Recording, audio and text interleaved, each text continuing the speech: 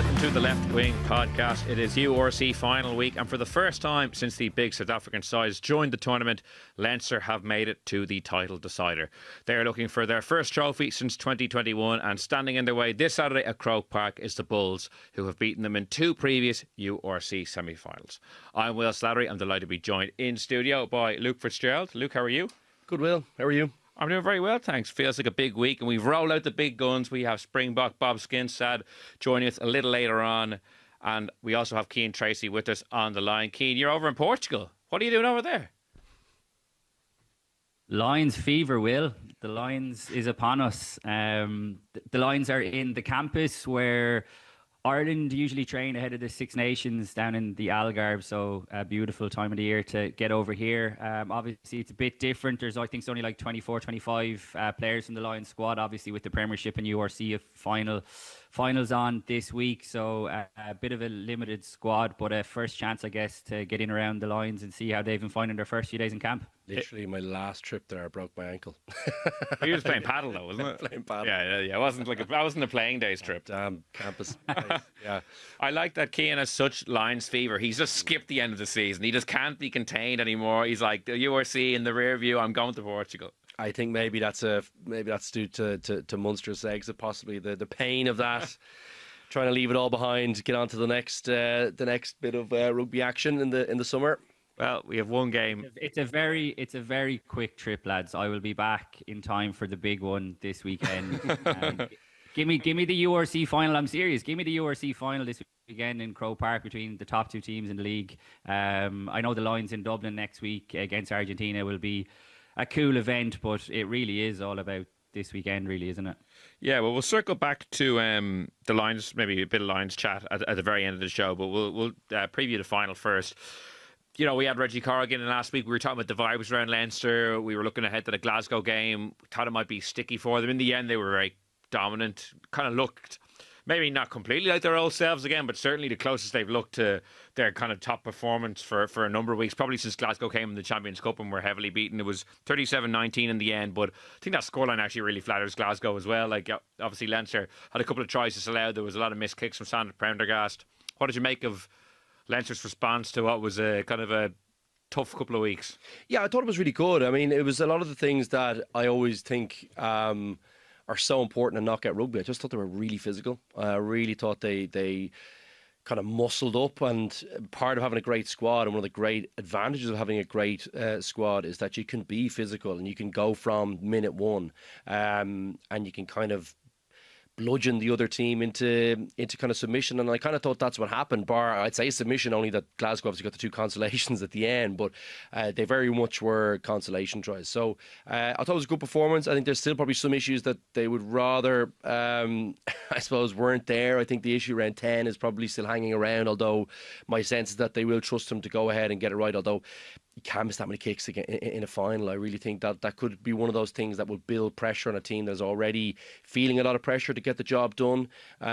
So that is something that, you know, not to heap pressure on him, but he does need to get a few more of those kicks this weekend. That's really, really important, because he actually is a lovely striker, the football. It just, whatever it is at the moment, having some issues around how he's entering into it, into the kick, because he seems to be, you know, he's pulling some, he's pushing some, so he's having a few issues there. So hopefully, you know, I'm not sure who's looking after him. I'd say it's probably Emmett Farrell. Hopefully he can clarify a few things for him and make sure it's very simple for him on the day, and he just has to worry about getting a good strike on the ball rather than, you know, what way he's entering the kicking zone, I suppose. So yeah, other than that, I thought it was very good, and they should be confident coming into this weekend, and hopefully Leo Cullen can I think calm them. I think that's going to be pretty important. They have to try and get a balance between, you know, overhype, and there was you could see at the start. I mean, the first tackle, Ryan Baird is like pumped for that one, and it was good to see. But, you know, you wouldn't want them to overdo it, because I think the Bulls with Jake White they'll be primed. Like, that guy knows how to win. I know we talked about we talked a fair about some of the struggles he's had maybe getting over the line himself, but I think generally speaking he's a winner, you know, and he'll instill a winning mindset into them, and he'll be calm. He's a very experienced hand at the tiller. So Leinster they'll need to find the sweet spot between calm and that kind of, I'm not going to say manic aggression, but certainly that aggression that you need to take on a South African team. Yeah, Cian, what's your perspective on where Leinster are at going into this final? I know you were at the Aviva at the weekend. A much improved performance. Luke touched on some of the elements there. front row were really good. Ryan Baird gave one of his best performances. Quite a mature performance, I'd say, from Ryan Baird. It didn't have those eye-catching, 50-metre breaks that don't often go anywhere in the end, but it was kind of just more muscling up in the tight, kind of dominating Glasgow in that regard.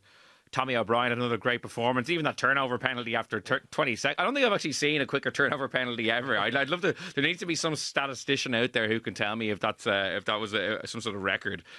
So there was a lot of positives. Luke touched on an element there that we can get into a little more depth later. That's the out halves debate. But what were your overall impressions about Leinster and where they are now going into this Bulls game? I'd agree with all the points pretty much you both made there. I thought it was a bit like watching Ireland versus Scotland games over the last few years, if I'm honest. The difference between those two teams has generally been in the packs, and I think Leinster went back to basics a little bit and, like Will said, pummeled them into submission. I thought Andrew Porter had a great game as well. You mentioned the front row there, Will. They were just outstanding. Tom Clarkson was excellent too. Dan Sheehan as well. I mean, his try scoring record is ridiculous, and I think he's actually getting better. The fact that really bad injury that he had on last summer's tour hasn't seemed to have impacted him at all since coming back has just been so impressive. He looks as sharp as ever, really. So I think that's a testament to the work that he's done behind the scenes as well. I thought the quality of tries that Leinster scored were very good. I thought Jordy Barrett had a hand in pretty much every try. It's going to be his last game for Leinster this weekend, another sort of interesting subplot to it. So I think all in all, it was exactly what they wanted.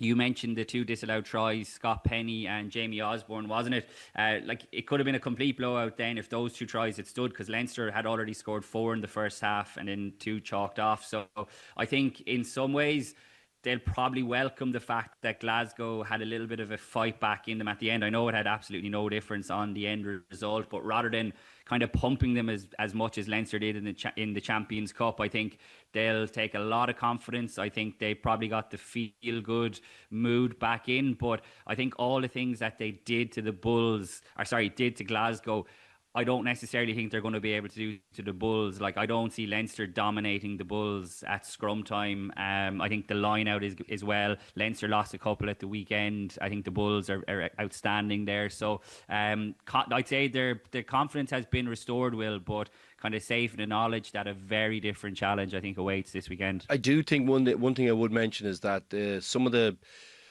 way they were, particularly the first try, I know it didn't have a massive bearing and Leinster were still playing well, but I still think they get picked apart a little bit too easy on the outside. And I do feel like someone like Willie Le Roux, I know it wasn't Leinster's first team, but he played very similarly to how the Scarlets picked Leinster apart, but just before the Northampton game as well. And I thought there were some similarities about how that shape seemed to kind of pull them apart. And like once they get opened up, like now maybe it's a feature of that defence, but once they get opened up, it looks like there's acres of space back there in the backfield, like to kind of they obviously.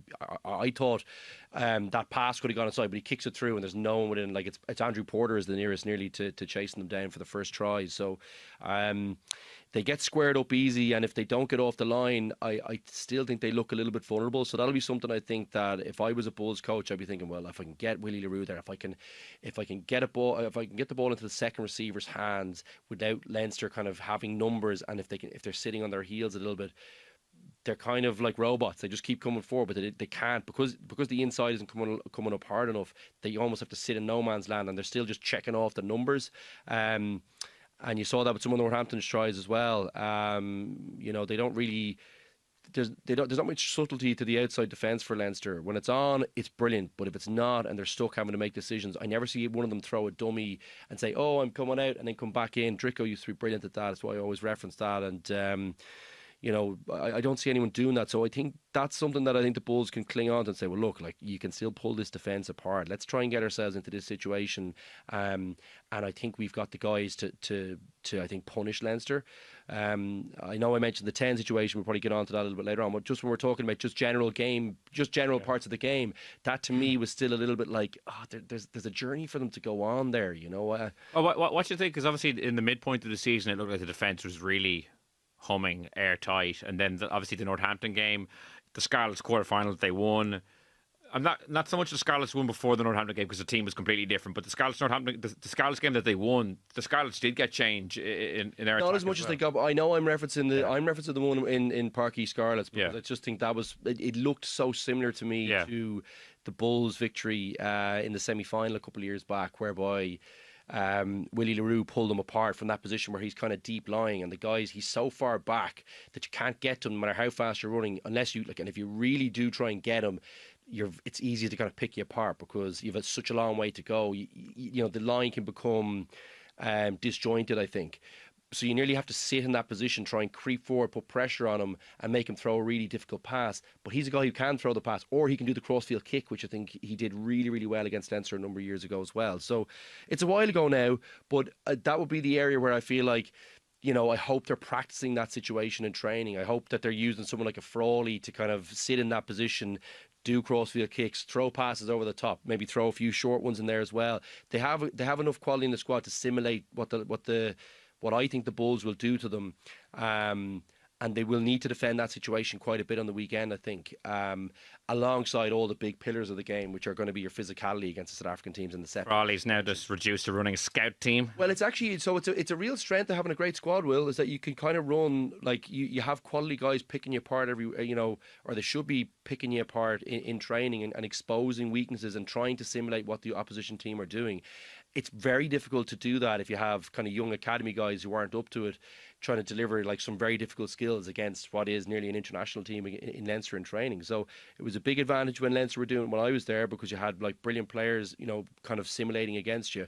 It's not something that's not often mentioned. It's very hard to kind of, unless you're in a setup, to know the advantages of having good players training against you. So it'll be interesting to see how they cope with those things that I think the Bulls will be able to deliver against them. Notwithstanding all that, the key part is going to be the physicality. And I know they won't be able to do what they did to Glasgow, Cian, but I still think against South African teams, Ireland, when Ireland have done well against them, when you know the provinces have done well, so Munster have done well against them on a number of occasions, you've got to play your game and you've got to take advantage of some of the wide opportunities if you do get it, because they'll be coming hard against you defensively too. But you have to muscle up against them. There's just no way around it. There's no other way around it. That's how Munster have been successful against them. It's how Ireland have been successful.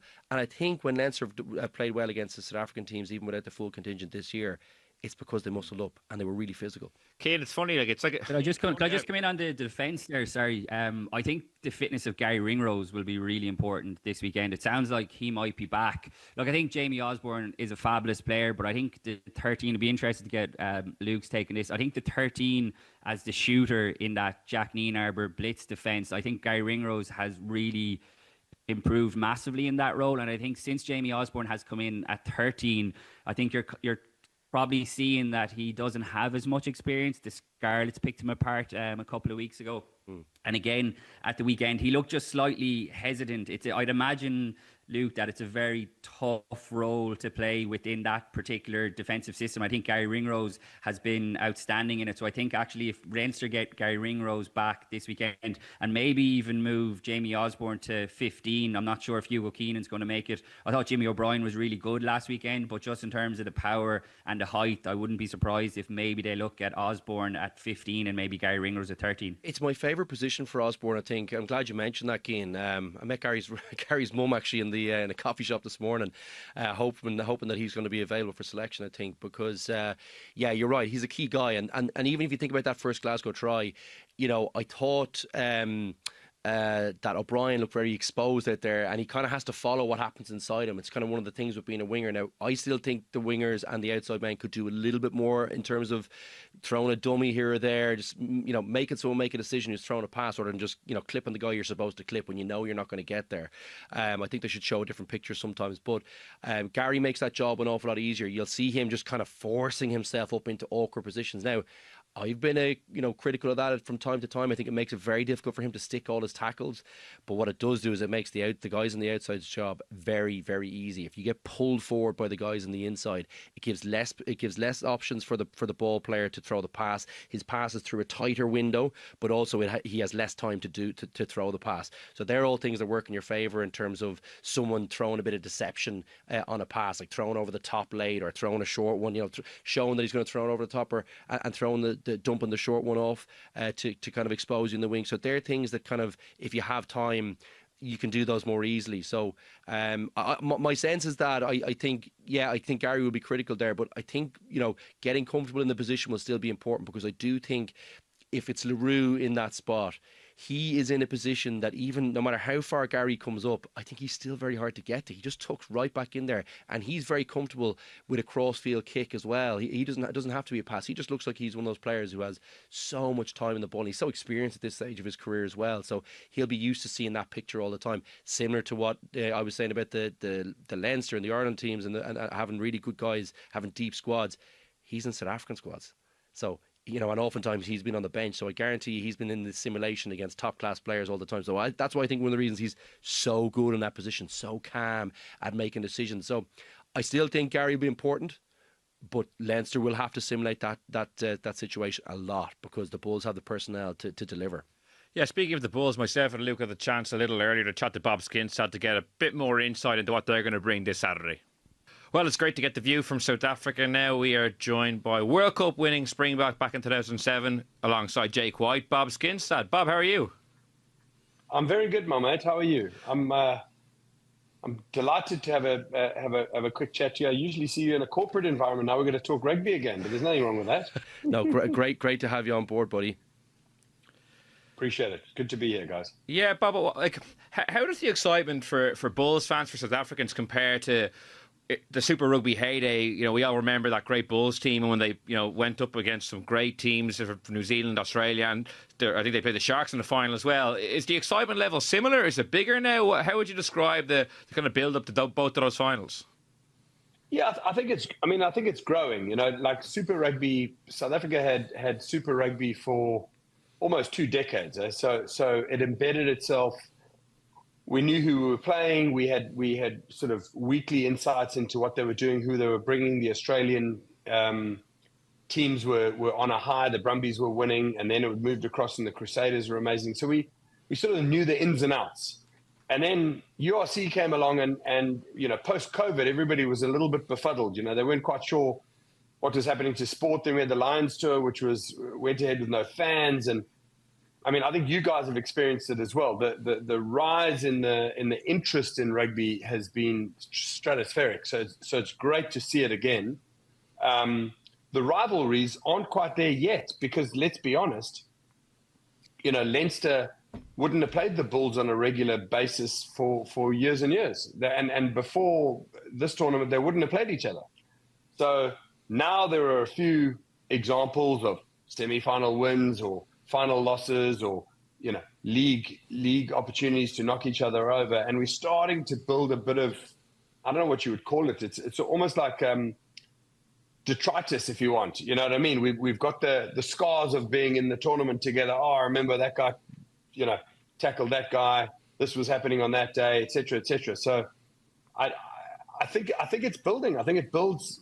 In South Africa, it builds daily. Everybody's excited. I think the URC has been a breath of fresh air for South African teams. Jake White, he is one of rugby's great characters. As I mentioned, you were in that squad in 2007. I'm sure you know how he operates very well. He's already been in it in the media this week, kind of laying some traps, I think is how we might describe it. What do you think he'll be saying to the Bulls players? They have great history against Leinster in the URC. As you mentioned, 2 semi-final victories. What will he be saying this time as to go to Croke Park, a different challenge again?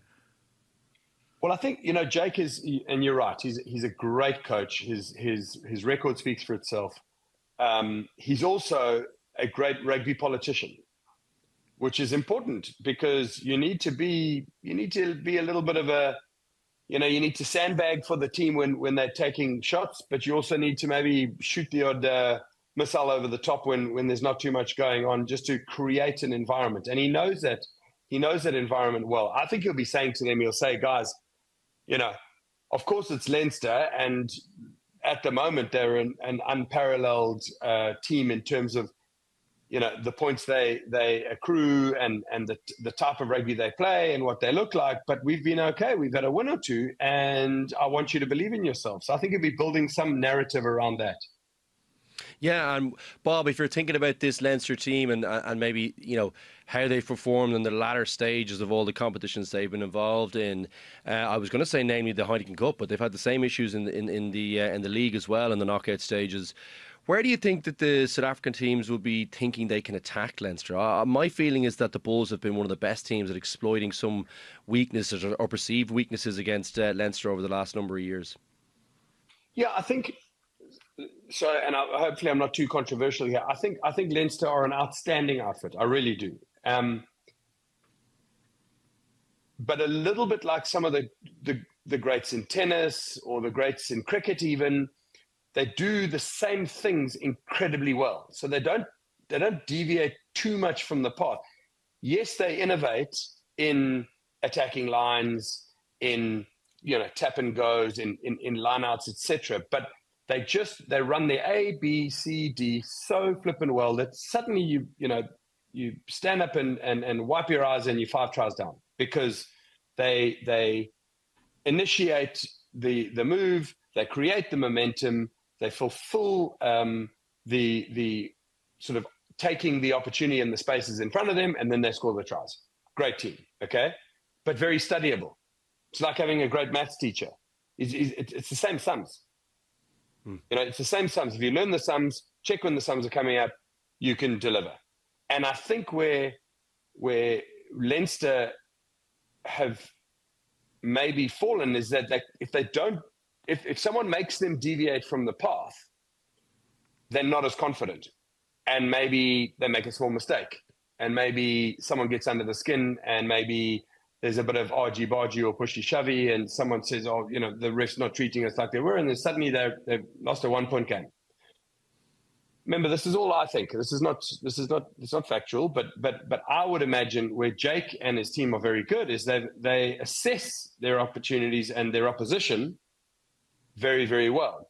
They don't necessarily do their own game amazingly well, but once they assess an opportunity and they are, I don't know, let's call it in South African terms, back against the wall, they become a really difficult opponent. So for me, Leinster will be saying that, if the self-assessment is the same, they'll be saying, okay, we're seriously good at getting points on the board. But when the opposition deviate, like we saw against La Rochelle in that famous final where they were 20-0 down or 21-0 down, like we saw against the Bulls when it was an absolute shoe-in, so much so that half the home fan didn't go to the RDS for the semi-final, and then the Bulls turned it into an away win.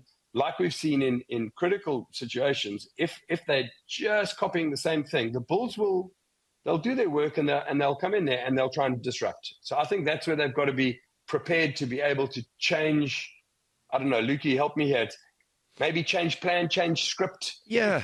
Things aren't going that well. I actually completely agree. I do. The one thing I would say is that my sense about Leinster really is that if you go and you mix it up with them physically, and South African teams, we all know, it's immeasurably simple, but also immeasurably difficult to beat South African teams, because the formula is quite simple, in my opinion. In that it's if you front up physically, you got a chance. If you don't, it's game over. Because particularly with this Bull side, I think it's set piece, they're excellent. I think if you don't, if you're sloppy at ruck, at your own ruck, if you're not competing in the tight exchanges around the ruck, and they're all things that I think are kind of mental, but they're also a big physical challenge. And you're coming up against some serious athletes who, as Bobby has alluded to, will be very organised, will have a plan against you, will understand what makes your game tick. So you have to be really on the ball. And I think, to my mind, sometimes Leinster in the big games have come away from that. Yes, they have a plan that they execute all the time, but sometimes they've gone away from maybe the simpler parts of the games, and sometimes they've overthought things like selection and things like that, which I think are very important too, because that to me is a key part of this, Bobby. I think if the Bulls can get under Leinster's skin, if the referee is seeing things a little bit differently to maybe how Leinster is seeing it, Can Leinster then make the tactical substitutions? Can they go back to basics to really kind of try and implement their game plan and get some momentum against this Bulls team, which I think would be really important. So, yeah, great points, Bobby. I really agree. I think it'll be really interesting to see how the first kind of 15 or 20 minutes unfold, because I think if you can get some pay against Leinster there, they can get a bit rattled in the big days. Yeah, Bob, is there any particular Bulls players you think will have a key influence this weekend? Like, you think back to the game in Loftus last summer, Willie Le Roux just tormented Leinster. I thought it was one of his best ever displays. Hugo Keenan's absence was really keenly felt that day. He was obviously off doing Olympics that summer. Or someone like himself or anyone else, because they have a couple of great backs as well who might not be household names in this part of the world. Sebastian de Klerk, David Creel, like real pacey guys too. Who do you see as the key guys for going into this Saturday? Well, I mean, one, I think you're absolutely right.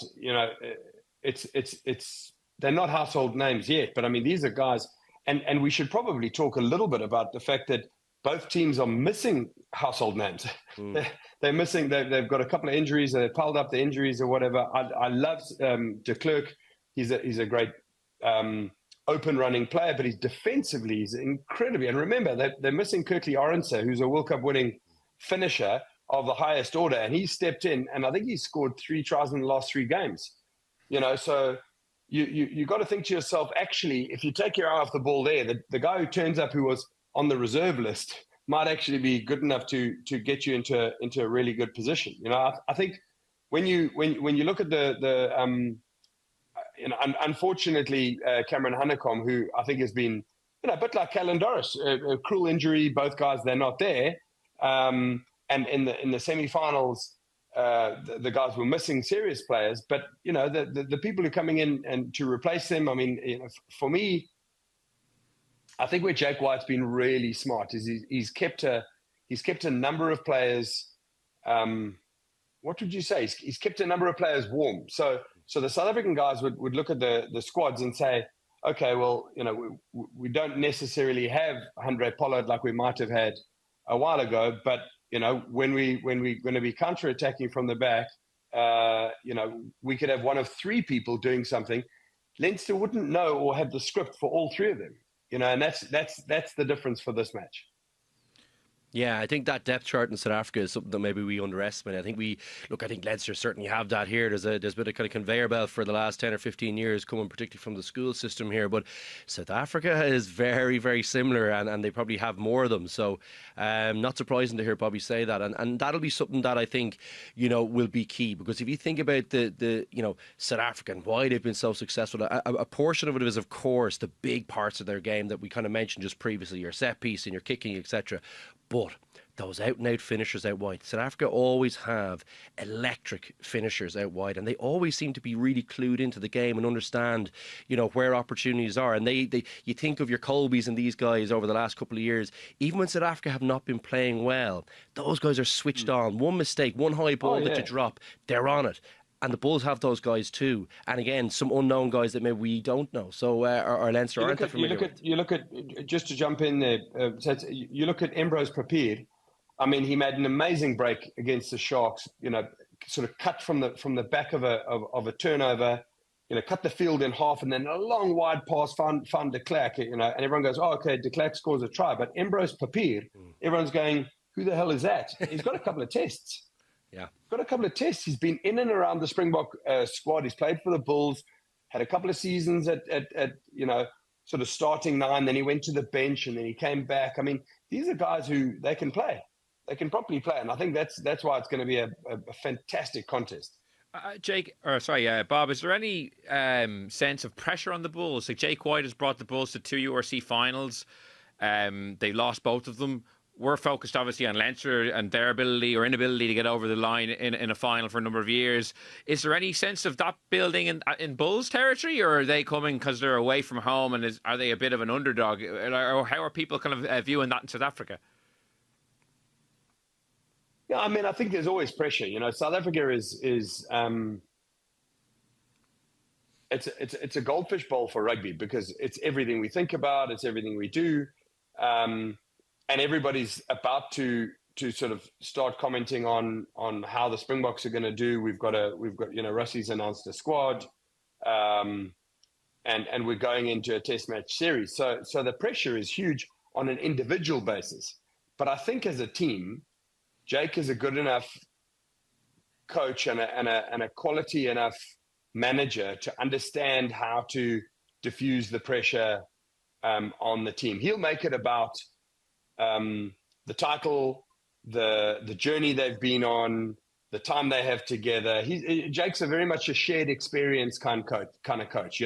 He's not, oh, you did that and that's why we lost that game. He's very much you did that and that's how we got there, and that's a journey we've been on, which I think is it's a great sort of leadership trait, to be inclusive like that. So I don't think they'll feel pressure to fulfill their own roles in the game. I think they'll want to fulfill their own roles in the game. But the pressure he'll talk about is the legacy of what they leave behind for other young players coming through the mix. Well, it's great to get your insight and your view, in particular where you think Leinster might be vulnerable, Bob. We'll just let you go with a prediction then. Do you think the Bulls, will they come to Croke Park and get another famous scalp over Leinster, or do you think will Leinster finally get their hands on a trophy? Well, I'm going to say something I don't usually do, and I'm going to be conservative here, and I'm going to say, look, a Leinster team in all their pomp and ceremony with a fantastic home support team should be 5 or 6 or 7 points better than the Bulls. I'm a South African supporter, so I hope they're not. But I'll have a gentle Guinness with Lukey afterwards, whatever the score. Oh, Bobby, you'll be allowed back to Dublin with a prediction like that.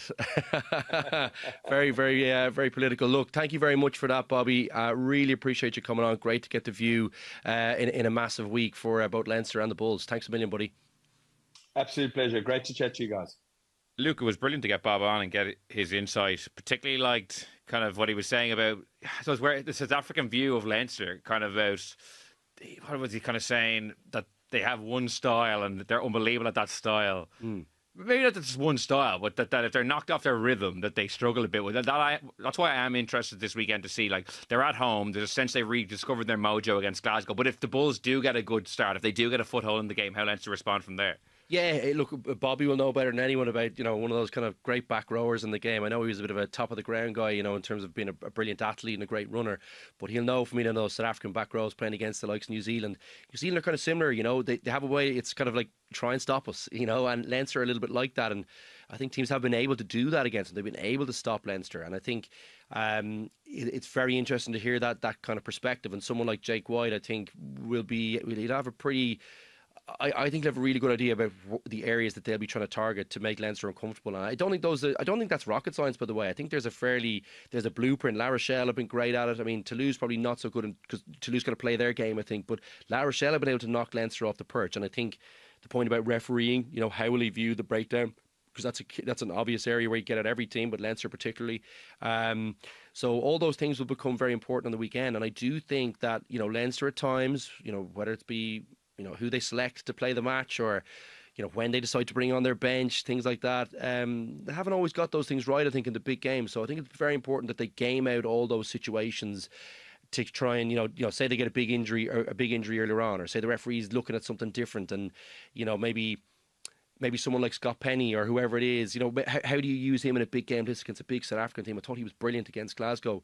But, if the referee is given pay on the ground, like someone like him, how long do you keep him in? Do you keep him in a bit extra, or do you bring him in, or do you leave him on the bench in case you need to change it up and have a guy on the ground who's kind of, gnarly and can kind of slow up the opposition? So that's one example, but the other one is probably around Ross Byrne, and if the kicking's going wrong. There's a couple of things where, who do you bring on?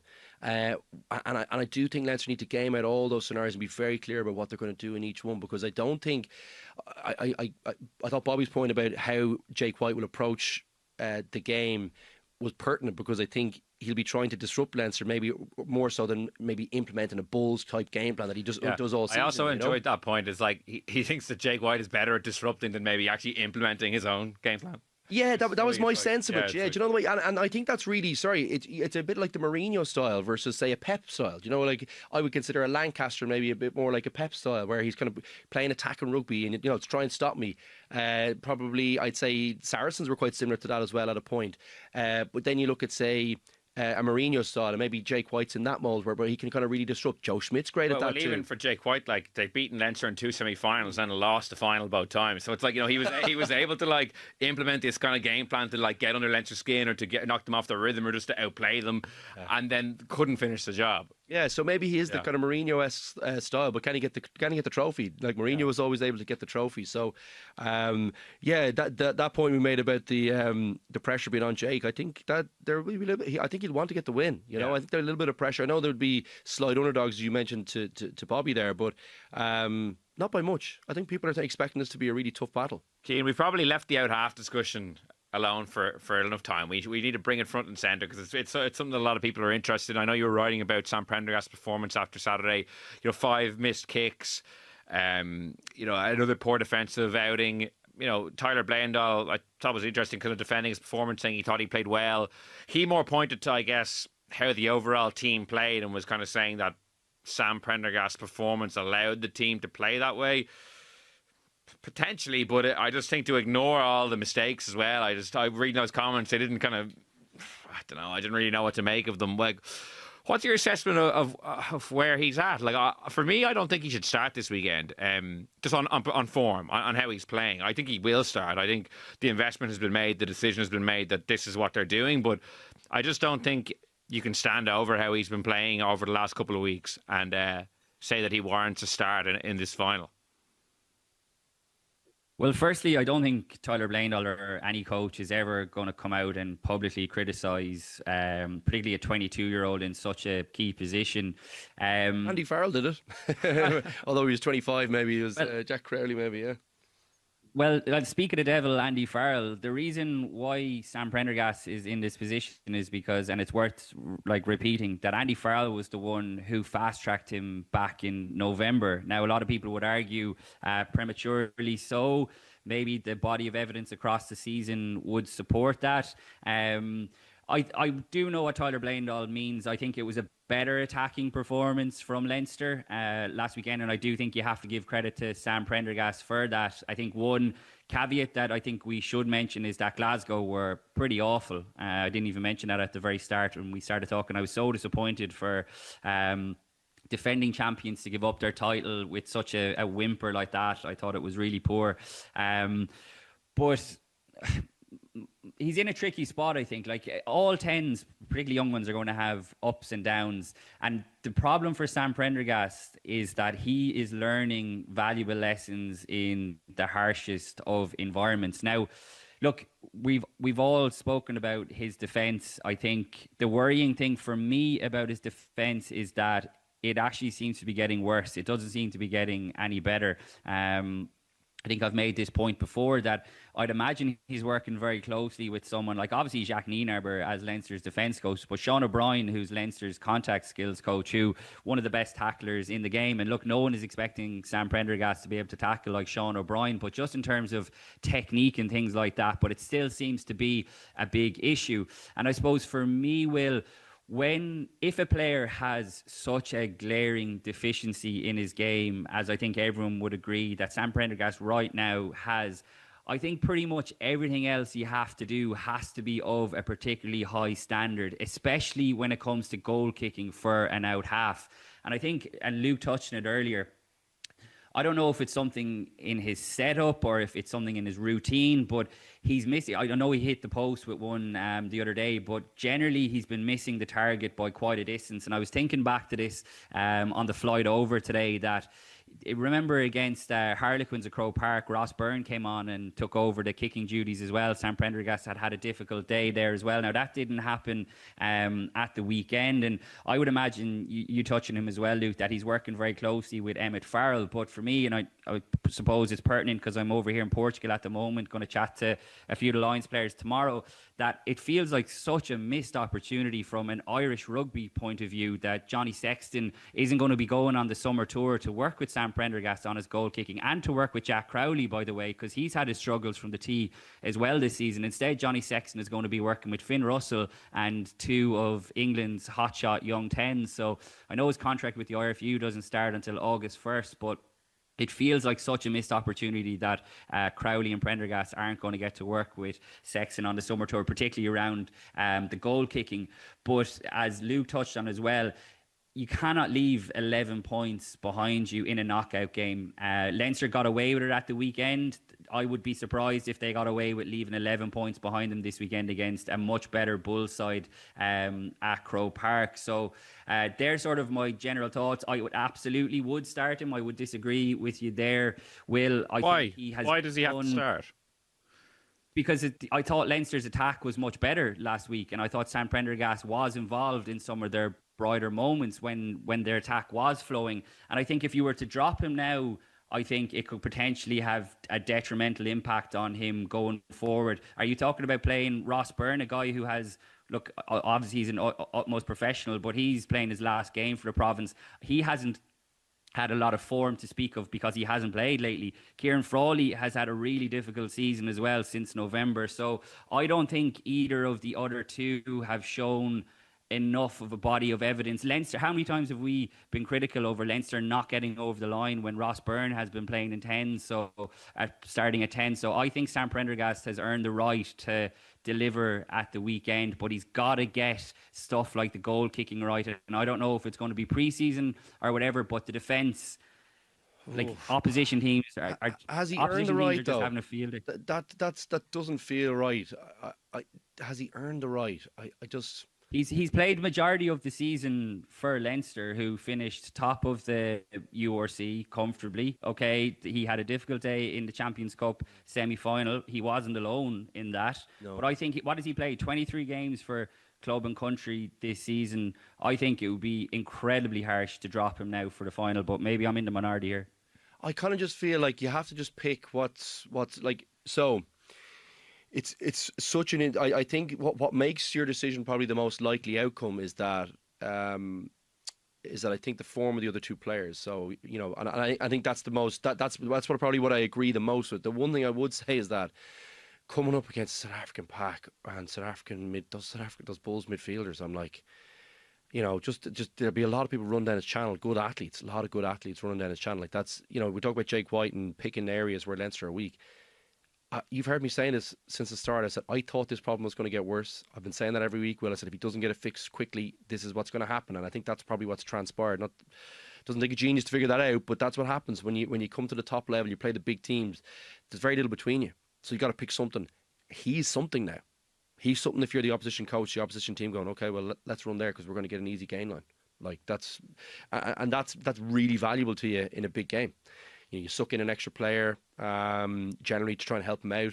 Team is generally going backwards, so they've got further to go, and that's very difficult in that defensive system, which has been really key to Leinster this year. If you have to run deeper behind a ruck to come off the line, it's very hard to do that and put the same pressure on. So this has implications for you everywhere, it's a problem now. And part of me thinks, Cian, and I get your point about the attack. I do think he runs that better. He's been, he's got great skills. I think he's going to be a super player. I just think he's having this issue at the moment, but he's really got to get resolved. I think he gets the kicking resolved over time. Most 10s go through this at this stage of their career at some point. But what I might do in this game is I might pick someone like Frawley without the form, only because I'm expecting this to be a tighter game, and I'm expecting the Bulls to have possession for a bit of the game. And if they do, I just like to have someone there who's going to tackle.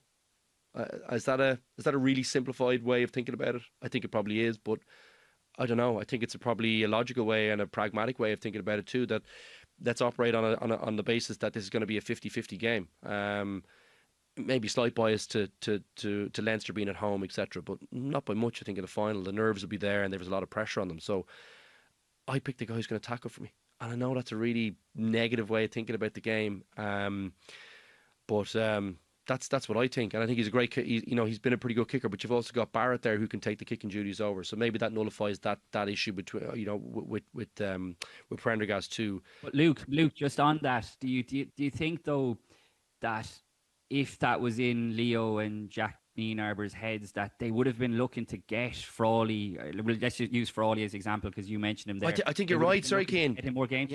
Yeah. I know. I think you're right. I think that's exactly right. They've kind of backed themselves into it. They've kind of backed themselves into a corner here a little bit. I completely think you're right. I do. And I don't think they'll be able to do that. But as in not select him for the final now. I think they're in that position. Look, we said this on this podcast before, and don't want to turn it into the Cian Frawley hour again. We've probably done that a couple of times over the course of this run, but that not enough was done to rehabilitate his season after November.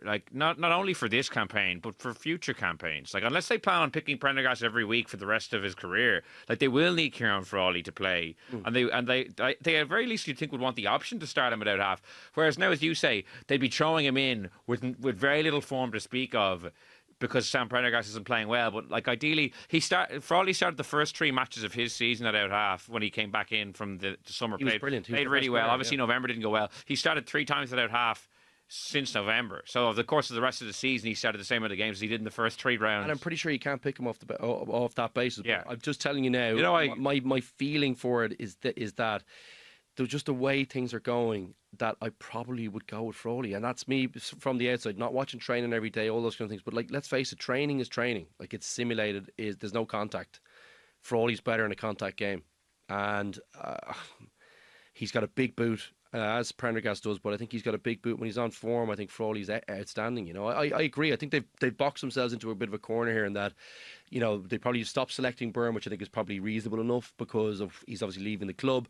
But you've given no one else a real opportunity either. So they've got to stick with Prendergast. Now, look, it's not exactly the worst decision. The kid is, so good going forward. You can see he's instinctual. You can see he sees where space is. He can get the ball out of difficult situations. He's got a lovely offloading game. He's got a big passing range, got a better passing range than Frawley. But he's got some real obvious problems that we're just going to have to keep harping on about until they get fixed or they stop picking him. I don't think they'll lose if they pick him. That's not what I'm saying necessarily. It's more that I don't think he's playing well, and I think there should be he should be penalised somewhere. Because it was the conversation we had in the Six Nations where, say, Jack Curley had that great cameo against England, didn't get another sniff until the tournament was over. That didn't sit right with me. It didn't feel right to me, and now I'm thinking, it doesn't really feel right to me to see him have that bad performance after a couple of weeks of middling performances. And then there's to be no kind of conversation about potentially making a change. I get it's a final, and it's unusual to change your 10 for a final. Maybe that's something. Maybe it's unusual for a reason, because do you want that level of disruption at a key position? But there's just something in my back. Not sorry, I was going to say the back of my mind. It's clearly the front of my mind. I'm talking about it on a podcast, but that I just. The one thing I'd say is I do think there's a good chance that he'll be able to get himself up physically for the game for a final. That kind of way. It is a final. But I'm just worried because I would have thought would have been able to do that against Northampton, and I thought he'd be able to do it. That kind of way, a big game, guys, you're like, oh, let's pick that guy out. He's a complete wimp. And usually they actually kind of do show up a bit better in a final because it's the last game of the season, or there's so much on the line, chance of a medal. It's kind of easier to put the body on the line there. You're kind of at the finish line, that kind of way. But I don't know. He didn't do it against Northampton. His game time is worth touching on as well, lads. Sorry to cut across you, Luke. He's played 23 games for club and country, 20 starts, a combined minutes of 1,403 minutes. That is crazy high for any Irish rugby player. And I know he's a young guy, but there's times where I'm watching him over the last few weeks in particular, and I'm just wondering if he's fatigued. And I don't even mean physically, I just mean mentally. He's not used to playing this much high level rugby in terms of being catapulted into being Ireland's number 10, the Champions Cup hopes resting on his shoulders, and now the URC. And the likes of us talking about him every week. Of course, yeah. And Will, you touched on the piece that I wrote the other day, and Jesus, I should have turned off the comments on the Twitter post, because it's some of the stuff around him is just nasty. And a lot of people think that, if you mention Sam Prendergast and you're having a go at Jack Crowley and vice versa, but it's extremely toxic. It's horrible, and it's still going on. But we're here to judge players on what we see in the 80 minutes. Like Luke says, we're not privy to what goes on behind the scenes at training. But in terms of the missed kicks and stuff, it certainly looks like, and he is a super confident player generally speaking, but I think there's been a dent in that confidence for all the reasons that I've just said, and I wonder if there's a bit of mental fatigue there as well. So there's a lot going on for a kid, like we said, at 22 years old, have played that much this season. But ultimately the coaches, and again I mentioned him, Andy Farrell in particular, believes that this guy is going to be the one to drive Ireland, and I suppose as a consequence Leinster forward over the last few years. But there's been a few sticky moments, and I think Northampton went after him, Scarlets went after him, Glasgow went after him, and Luke touching it there. I think we can all see. Absolutely I think we can all see what Andy Farrell sees. You could see it too, Cian. Yeah, I just think it's the other stuff where we're going. Are they turning a blind eye to it? Is the thing, isn't it? That's probably what we're all getting at. Is going. But like, you kind of, if you want to be a great, you do have to be kind of a complete player. You're Dan Carter. Like Dan Carter never missed a tackle. Do you know that kind of way? And he wasn't a huge guy. You know, he was a great athlete, but he wasn't a huge guy either. So, you can be done. He's gotten a lot of leeway. I think we can all agree. Even like you think back to Jack Crowley helped win Ireland the Six Nations with Johnny Sexton's first season, retired. Obviously, then things started to change coming into November on the summer tour when Frawley kicked the late drop goals. But I don't think if you looked at Jack Crowley's body of evidence in an Ireland jersey that he really warranted getting kind of the cold shoulder as much as he did, whereas Prendergast seems to be given a lot more leeway, because I can only summarise from the outside looking in that they believe his ceiling is higher. But if that is going to be the case, then he's got to start making these improvements sooner rather than later. Because, Luke, I'd imagine if you were playing in a team with a guy who was missing as many front-up tackles as that it would really, I'd imagine, frustrate you. That if you were a guy, like, let's say you were playing 12 outside him, having to cover for him, or if you were playing open side, off scrums, trying to cover for him as well, I would say that would seep into your teammates' heads as well, and you got to get that right. 100%. Like, and that must be really tough for him. Like, I'm not sure the change room is as vicious as it was back in when I like the best change, like that Munster change room, there'd be some slagging in it. Those great Munster teams, those Leinster teams I was on, like the slagging was vicious. Like, if you'd be quiet for weeks in there if you were missing tackles like that. Do you know what I mean? Because if you said one word about someone or you slag someone, the lads would be all over you. You know what I mean? And they'd be bringing up the things that'd be sore points for you. And I'm sure that is really tough for a young guy. But he's got to get it sorted. I actually believe he will get it sorted. I think he looks like he's strong mentally. I just think I think Cian could be right. There could be a little bit of wear and tear first year. Like, I came through at a younger age, but there was nowhere near the same scrutiny. Like, nowhere near the same scrutiny. It was way more positive. You don't have all the online stuff that's going on at the moment. All, as you said, the fairly toxic carry on about this Crowley versus Prendergast thing that seems to really, irk people for whatever reason. They get nasty about some of the comments. But I'm backing him to get it right. But at the moment, and that's all we can really do is talk about at the moment. And I think there's a genuine debate about why he shouldn't be playing in the final. Because at the end of the day, to save someone's feelings, you can't. Like, there's another 22 guys who've been working all year to win this thing. There's 40 guys in the squad. And the best 23, best 15 need to be on the pitch, who are going to help you win this one game. It's only one game now. Nothing else matters. They need to get the job done. And sometimes you need to sacrifice someone's feelings for that. It's funny you say that, because just as you said that, my mind has had like a flashback to like Billy Byrne's missing touch against Wales that time. And the following week, Johnny Sexton was ruled out with a concussion. And Andy Farrell started Billy Burns, even though there was no real reason to do that. And we were like, he's only picking him because to drop him would be so like devastating. Because he never played again for Ireland after that game. Or if he did, it was maybe like a friendly. But you got to think about the other guys. Andy Farrell that time, actually, I thought did show sentiment.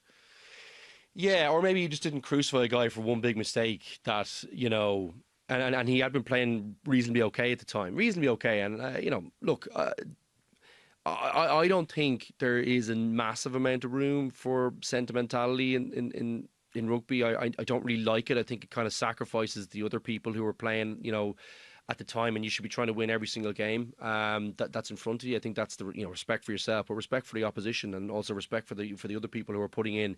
Like, at the end of the day, rugby to me is the ultimate team sport. I guess, but like Leo Cullen is also weighing up next season potentially. Like, yeah, but this is, to me, it's like one match now. He's got a pre-season to sort all that crap out. Like, if someone's hurting, like, he's got time to get it right in pre-season. If he gets the decision wrong and they lose, he might not get a pre-season himself. Like, if Leinster don't win at the weekend, you don't know who's coming back next year. Rugby's fickle. No one is beyond it now. I think Leo's in a pretty good position, I believe, politically, the way that thing is kind of sitting. I actually have had a few conversations about it, but I believe he's sitting okay, and Leo is loved in Leinster, and rightly so. So I don't think it's as acute as that.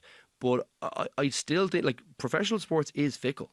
It is fickle, and I think he's been given a lot of time to get it right. So I think it's pretty important he wins this one. And I think, he's got to think of himself too, like, and the other guys who are out there, like, and make a fairly cold decision if they feel it's Prendergast.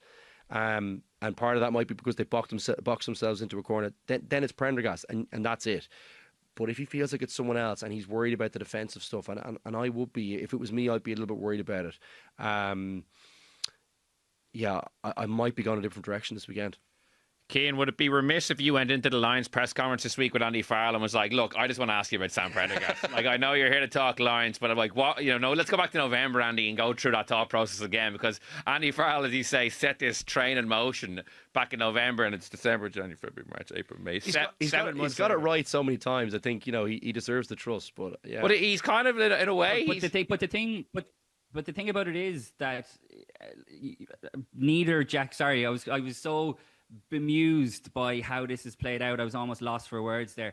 But how the Lions have ended up with neither of the Ireland 10s being selected by the Ireland head coach, in my mind, is damning in terms of how this whole thing has been managed over the last however months you said it was, Will. It's really not a great look at all, considering that there's Irish players in pretty much every other position, I think I'm right in saying. Yeah, you'd love to know Andy Farrell's actual thoughts and what he actually thinks. Although he kind of said it in Crowley, to be fair. But but I think that's a great point Cian makes, because clearly he doesn't think Prendergast has been up to it either. So then the question is, well, why did he let him go on so long in Six Nations, I think? He wasn't the coach. Yeah, but sorry, he would have been obviously feeding it through. I'm sorry. I'm assuming get the bat phone. Get the bat line out. Yeah, exactly. But the summer tour will be interesting in that regard. I know it's off Broadway in terms of the Lions, but the games against Georgia and Portugal, I would imagine and hope that Jack Crowley would start one and that Sam Prendergast would start another, because I think Jack Crowley played well. I know he looked like he was playing with an injury towards the end of the season for Munster, but he was playing quite well, even allowing for the struggles off the tee. But just to round off the point on Prendergast, from my point of view, he has a big opportunity to change the narrative this weekend. If he plays well, we're not asking him to be smashing Johan Goosen or Marcel Coetzee on the gain line, but if he does what he needs to do in defence, if he kicks his goals and Leinster win the URC, he bounces into the summer camp with Ireland in the next couple of weeks. Suddenly next season, you're looking at a guy who finished the season on a high and was probably going to come in with a pep in his step. So it's a huge game. I think it's not career defining in any sense of the word, but it's a really big game, I think, for Sam Prendergast this weekend in Leinster, obviously. Yeah, okay. I think the plan is summer tour. Prendergast starts one test, Crowley starts the other. Then we all line up in a queue like in Squid Game, and there's two buttons, a blue and a red button, and you press one button, and we see who gets to 100 first, and then that person gets a start in November against the All Blacks. I tell you, I'd much rather I know which game I'd rather be starting as a 10, because Georgia would be pretty tricky. We can do rock paper scissors for that one, maybe. Something, yeah, God, yeah, because that'd be the one you'd be gutted. You say that though, but I was reading back on Johnny Sexton's book, and he was referring to the Ireland trained against Portugal actually in the campus in a training camp in the summer, and apparently Portugal were running rings around them, so their backline are pretty hot as well, but yeah, you'd imagine you probably want to be starting that game rather than or the pack, a gnarly Georgian pack. Exactly. Just before we finish up, Cian, just give us a little lay of the land of what's going to be going on in Portugal this week. Will there be much media? Who you'll be talking to? What's the latest in Lions world?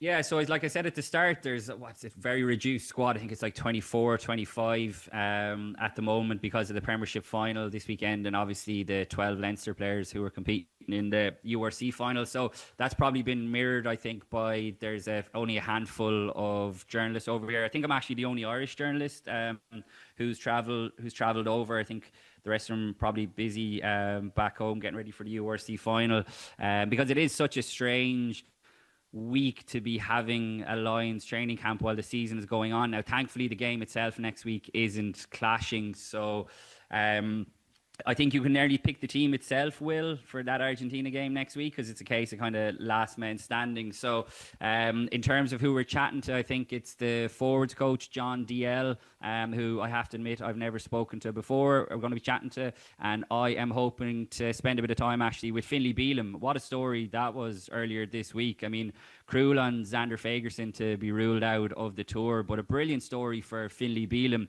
I know there seems to be, Rudd had a story there at the weekend that there's serious doubts still over Tadhg Furlong's tour, but I think Finlay Bealham had justifiable claims to be in the squad, I think, from the get-go. Obviously, you know, he's Australian. He's going to be going back home. I'm sure it's going to be really emotional, but he's been a fantastic player for Ireland over the last 3 years, since kind of Tadhg Furlong's injury problems have started, really. So that's a great story. I'm hoping to spend a bit of time with him. Obviously, Bundy Aki is here as well, Matt Hansen and Tadhg Burns. They're the 4 Irish players. Their representation goes up to 16, I think I'm right in saying now, Will, which is one more than the record that they set at the start of the squad announced at 15. So it'll be interesting just to get a sense. I'd imagine it'll be pretty low-key and relaxed, as it probably will be next week leading into that Argentina game before the real business starts when they fly to Australia the following week. But it'll be nice to just get a sense of kind of how they're feeling and how they're shaping up.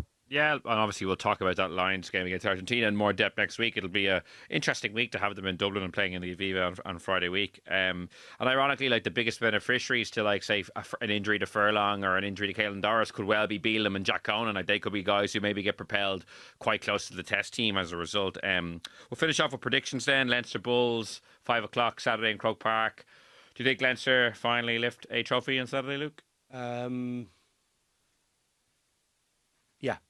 I do. I think they get the job done. A few things we've discussed fairly in depth on the podcast here. We probably didn't realise we were going to be going as in depth on the 10 situation, but I think wherever they pick, you know, I think they rise to the occasion. I think they get their handle on them in terms of the set piece and don't let the Bulls dominate them there. I'm hoping that's the case anyway.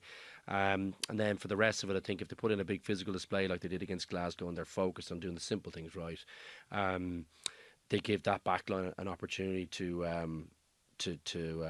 cut the Bulls apart. I think they do that if they get any kind of front football or any kind of momentum in the game. And I think the hurt might drive them over the line. So, yeah, I'm saying a Leinster win, yeah. I do think Leinster will win, but for me, Willie Le Roux is the key man. I think if he has a big day, I mentioned to Bob earlier, like that performance against Leinster last year, I just thought was electric.